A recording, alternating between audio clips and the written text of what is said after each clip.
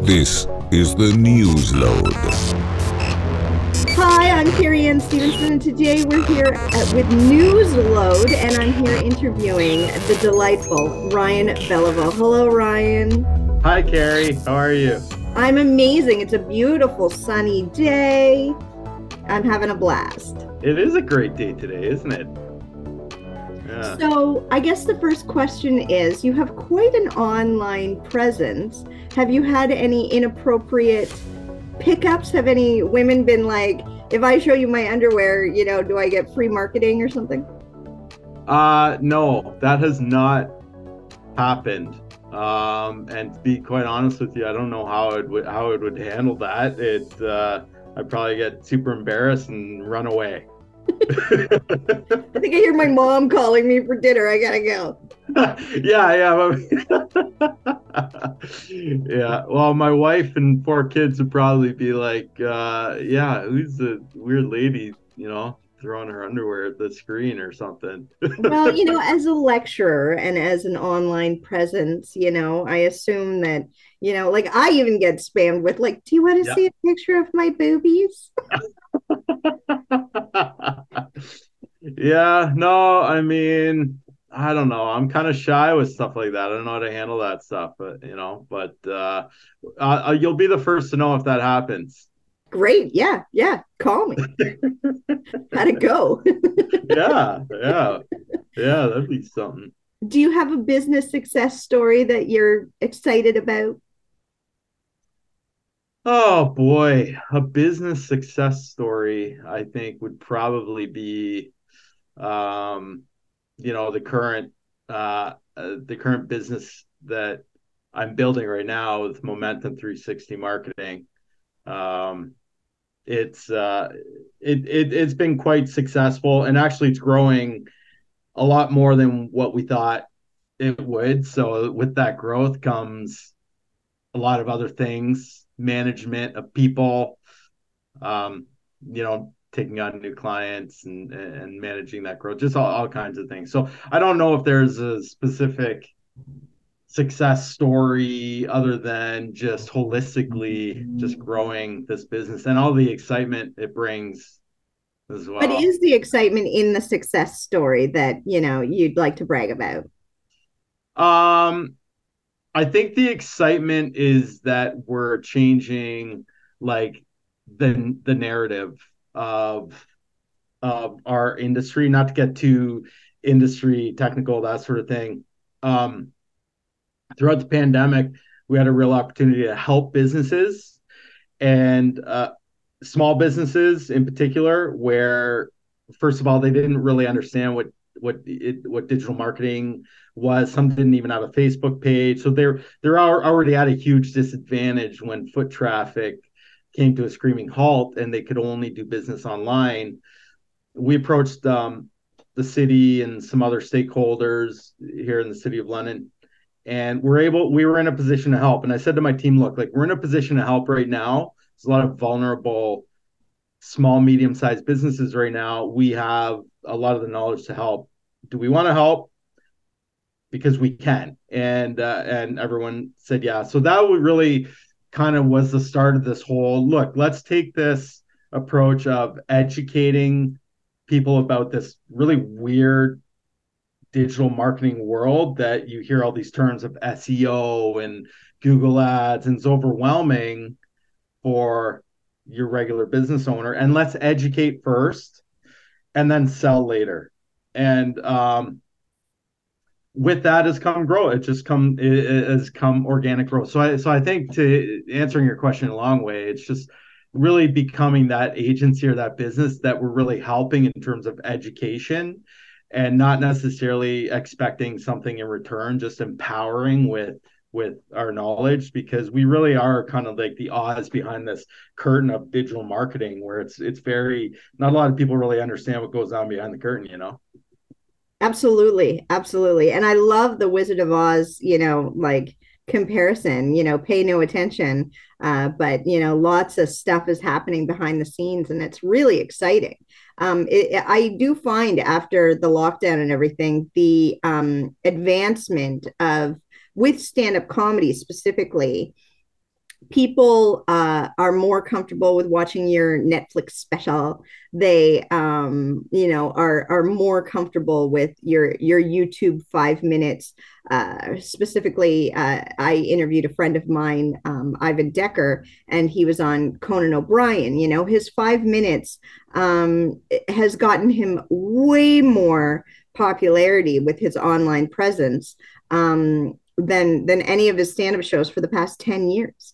And it's fascinating what the internet has done for us. Yeah. Well, and you think about our attention spans and how, you're just able to get the content you want in a moment's notice. And that's why the amount of content has really come down into these short form kind of bite-sized pieces of content where you see something you like for 10 seconds. You may follow that through a little bit longer, but yeah, which is it fascinates me too, because you have these bite-sized pieces of content, which we build content for clients all the time, but you want to kind of lead them into something bigger and more intentional, something that they get more out of. You mentioned Conan O'Brien. I listened to his podcast, and he talks about that all the time, how he loves this podcast version so much more because he can get so much more in depth with his guests, whereas when he was on his talk show, it was just like 5 minutes of like rapid fire, don't really get to know the guest. Now he's got like a whole hour with one guest. So you look at how you could draw someone in with a little bit of content, what someone might be interested in, and then give them a little bit more on the back end through like a longer version podcast or something like that. So yeah, it's quite interesting, really. And disrupting with there's this whole disruption thing about creating content and clickbait and like shocking content and all that, which I could go on and on about. I have my own, thoughts on that, but that's quite an interesting thing, an interesting topic too. That's quite fascinating too, is this kind of disruption of content, and if it's used in a negative way or a positive way, and we've all seen how it's been used in a negative way. For sure, absolutely. Tom Green, shock comic, Eminem sang lyrics about him, it's cool for me to hump a dead moose kind of thing. And he literally now in his stand-up shows opens to the Eminem song, so like it's all spiraled with his shock comedy and such, and absolutely clickbait. And it's fascinating with attention spans in marketing, which I love movie trailers. I think they're absolutely phenomenal to be able to have, the 30 seconds of, like Bruce Willis in The Last Boy Scout, for instance. I want to hear you scream. And he's like, play some rap music, and it's like being able to have a little taste of what the experience is, and that is important in grabbing the attention to get them to sit for the 2 hours to watch that movie, and that's marketing. That's the fascination of the entertainment industry. I know you do lectures. Do you have any jokes in your lectures that you use? Oh, Carrie, I'm like the least funny person you'll ever. And I'm like a huge fan of you and what you do, and I think it's great everything that you've done, and in this platform. And you sent me the message, and I always say yes to people when they're like, "Hey, do you want to talk? Do you want to do an interview?" I'm like, "Yeah," without even checking. Right? Could be a porn site or something. I'm saying yes to. I'm like, "Oh shoot!" So it's not. It is Newsload, no, I know. But it's a load of news. It's not, bukkake. Yeah, no, it's all good, and I know you, and I'm like, yeah, sure, it'd be good. And then my wife looks at it, she's like, but it's like a comedy platform. Like, oh, okay, yeah, sure. She's like, but you're not funny. Why do they want to talk to you? And I'm like, marketing, about, honey? Comics and business people need to learn how to market, and you need to help them and educate them. And I'm just curious, in your lectures, do you open with anything funny? Do you say anything to get their attention in a humorous manner? Do you do it? Okay. So it depends on the audience, as you would know. So if I'm lecturing to a younger crowd, I guess you got to know your crowd, right?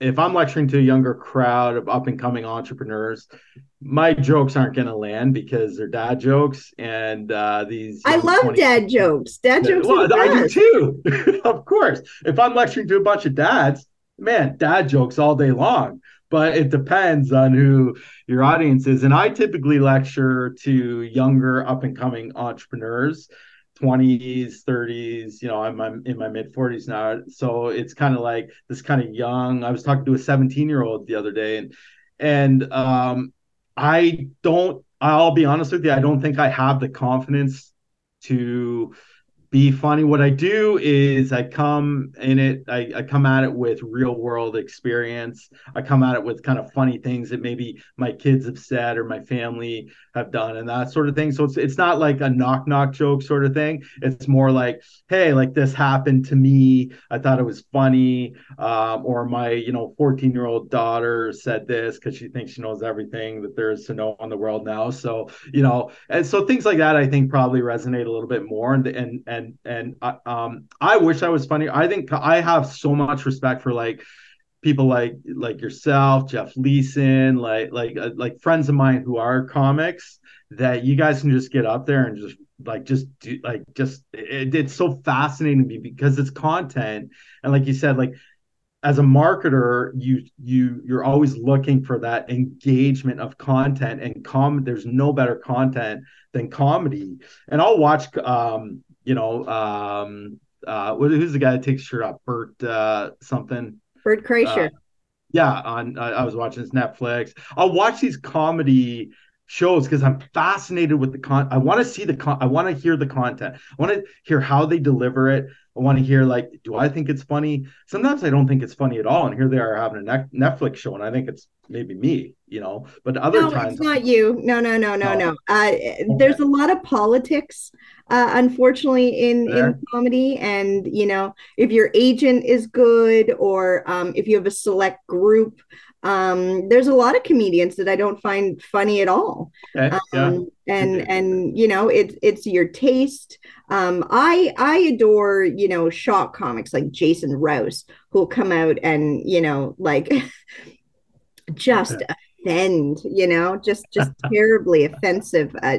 But I love, being taken aback. I love being surprised, kind of thing, instead of, the typical, like, I was seeing a frisbee flying towards me and it got closer and closer and then it hit me, maybe I should move out of the way, kind of thing. And I was like, that's not funny. Yeah. Well, yeah, yeah, you're right. So, do you do stand-up comedy now yourself This is still? not my interview, but yes. I'm flipping the script. Yeah. Look at you. No, no, no. We're talking about you. So, Okay. yes, still do stand-up Yeah. comedy. I've been doing it for Okay. 23 years and I love it. Nice. I love hate it. It's Yeah. fabulous. For Halloween, I did a comedy contest, which was horrific because the comics voted for each other and it was Yeah. all boys and then me. And none of the boys voted for me. Oh man. Come on. And I'm not going to cry, like sexism in the workplace or Yeah. anything like that. But I am going to cry politics and get mad that the I didn't think he was the funniest boy, but he won, and it's politics, it's a popularity contest. It's popularity like, contest. who's gonna book you Yeah. for the festival, kind of thing, and all that. Yeah. And being in a small town like Lennon that is very close knit and such, how do you find small town networking and getting new clients? That's a really good question. I think London's a very unique city. I've lived in lots of cities in like New York, Buffalo, Toronto, worked and lived and that sort of thing. Obviously came back to London. I did my schooling in New York, but then came back to London, started a family and all that sort of thing. I was really lucky and really fortunate. I worked for a company prior to my entrepreneurship journey Metro News, and they were like the free daily newspaper, the green newspaper.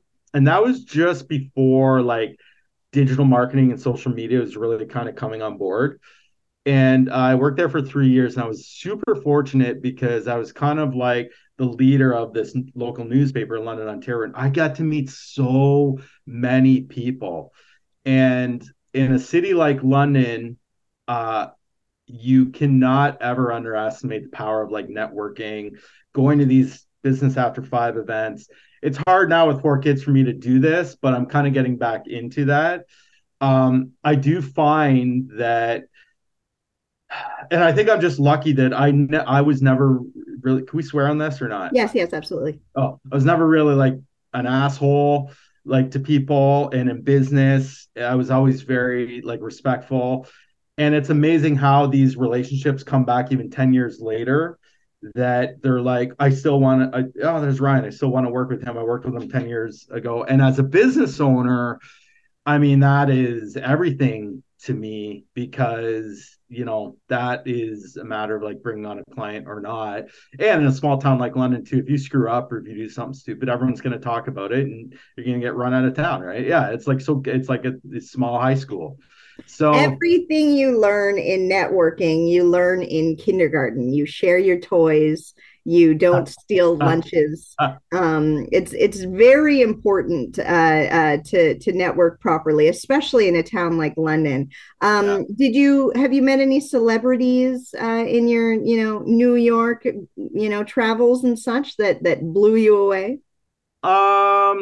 I mean, not like a Kardashian type of celebrity thing. A lot of my celebrity encounters were in the sports industry. Some, like Olympic athletes, NHL hockey players, that sort of thing. I've had some friends go on to be filmmakers.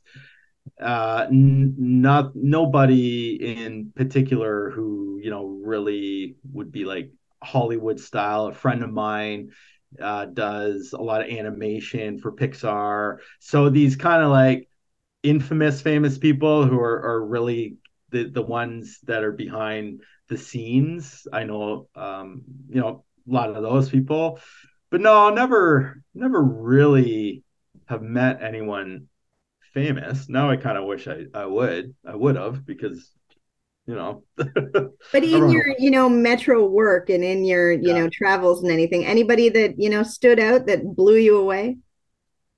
Anyone that stood out that blew me away, not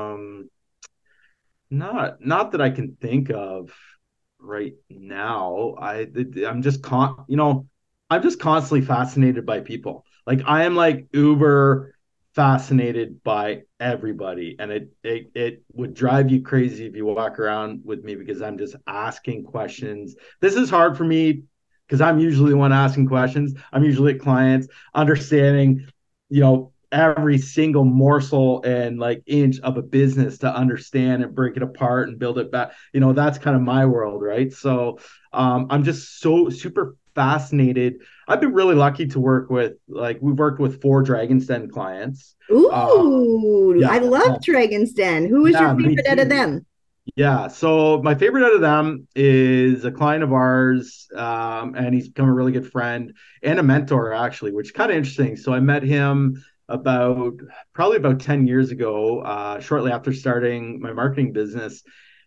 His name's Tom Stewart. He owns a company called EasyNet. So he created this backyard soccer net and he patented it. He has 5 patents on it. He was a homeless guy and he came out of homelessness and got out of homelessness and became sober, got married, had a couple young girls, and realized that and they loved soccer, and realized that every single net that he was going to buy was crap. So he built his own net. He's like this, and he was on TV, had a TV show like where he would like invent things. He's like this like really eccentric inventor. And he got on Dragon's Den with this phenomenal net. And he's just an amazing guy because everything that he's gone through and come through, and he just always has such a positive mindset. He's in his like mid 60s now, and again, like a mentor and that sort of thing. But he, the Dragons loved him. They invested in him, not necessarily the product. And if you met him, you would definitely want to connect. So I'm very fortunate to have someone like him who, is a mentor and a client, someone we've helped with this marketing too, like this young 17-year-old who was also on Dragon's Den, who started like a hockey stick company to make hockey sticks more affordable for kids and that sort of thing. So such a wide variety of age there for entrepreneurship.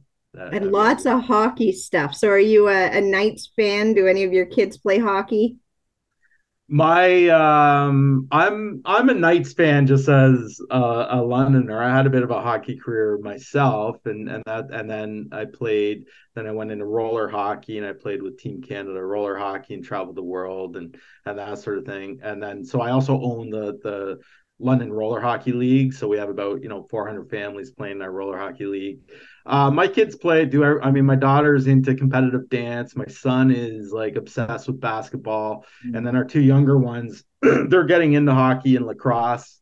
We're just crazy busy sports family, I guess. Yeah. And driving around, to all the practices and everything. It's driving around the practices. My son, though, does go to St. Mary's, the orchestra school. So he's into the arts as well, which I love.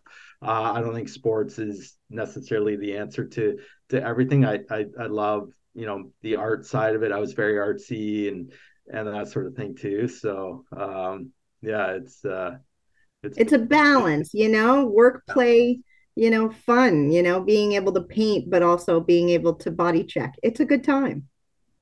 Yeah, painting while body checking. There's a new sport. I think it's already been done recently with Mr. Neck Slicer. Yeah. Oh no! Oh, that was no good.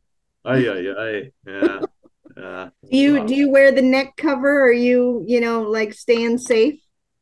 Yeah, definitely. And that's like a new thing, right? It never used to be cool to wear those, but now it's like, who cares how cool it is? Like that could, that's a very unique situation. I mean, I've been playing hockey for most of my life. I've never seen that happen or have ever experienced it myself. So it's an anomaly, but at the same time, now it could happen. So yeah, horrible. It's apparently happened a couple times. And when my adorable crush Wayne Gretzky gets on, start raving about, you need to wear the neck cover. I'm like, okay, Wayne, anything you say, darling. Yes. Anything Wayne says, of course. I'm like that too with Wayne Gretzky. Anything you say. I'll drink your wine. I'll do anything you say. Yeah. No, good wine and good bourbon. Oh man, we make our old fashions with the Wayne Gretzky bourbon that he makes. Yeah. Oh, he's a treasure. He's an absolute treasure. And I would make out with him in a New York minute. Yes. That would be some good social media content right there. Sure. Anyway, Ryan, I adore what you're doing to help the Dragon's Den people and everything, and your online presence is great. And thanks, Carrie. I really appreciate that. It's my pleasure. Yeah. Would you like to share with us all of your, websites and links? Shamelessly plug all my, yeah, sure. I mean, the big thing would be Momentum 360 marketing. It's just momentum360.ca.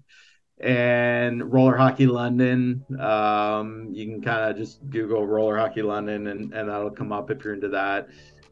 Starting a podcast as well, which is Hustle and Grind. You can check that out. We're gonna be you know what, I think I'll approach you to get you on there too, because it's about like the hustle and grind of like the reality of like building something, building a business, building a platform. So that would be cool. So we'll get you on there.